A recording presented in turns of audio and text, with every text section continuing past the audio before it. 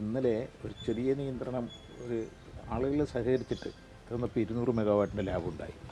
5800 പോയി 5600 അതൊരു വലിയ മാറ്റം ഉണ്ടായത്.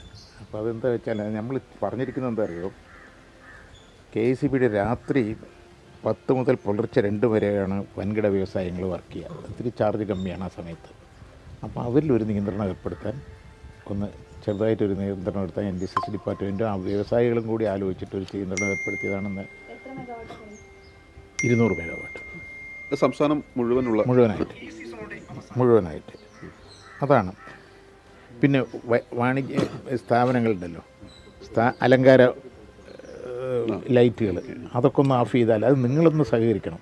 നിങ്ങൾ അങ്ങനെ ഒരു ക്യാമ്പയിൻ എടുക്കണം. അത് അല്ലെങ്കിൽ നമ്മളെല്ലാവരും കൂടി അനുഭവിക്കേണ്ടി വരും. ഇത് ആരുടെയെങ്കിലും ഒരാളുടെ അല്ലല്ലോ.